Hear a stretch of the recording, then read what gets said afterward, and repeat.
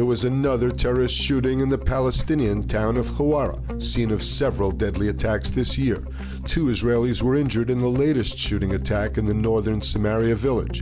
The IDF is conducting a manhunt in pursuit of the suspected shooters. According to Magen David, the 2 injured Israelis suffered injuries caused by shards of glass.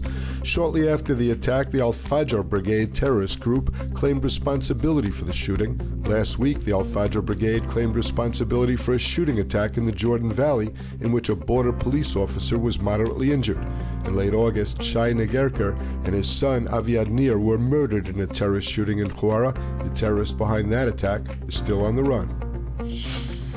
Yesterday's historic High Court hearing, held on a judicial reform law, lasted nearly 13 hours. The hearing was the culmination of 9 months of political and legal turmoil for Israel over the first judicial reform legislation to pass into law. All 15 justices presided together for the first time to hear arguments to strike down the recently passed Basic Law on reasonableness.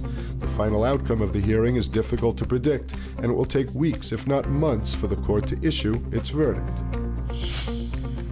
There was a rare, dramatic change in the weather with the arrival in Israel of remnants of Storm Danielle that caused severe and deadly flooding from Greece to Libya. It was just the tail end of the storm that reached Israel, but it still brought heavy rain to much of the country. The storm is expected to pass by tonight. Such events are common in Israel in the month of October, but quite unusual during September. Experience the power of truth with ILTV News. If you're looking for quality content and captivating visuals, join our news community and become an integral part of our team as we embark on a mission to unveil the real Israel, dismantling the web of lies and misinformation that surround reporting on Israel.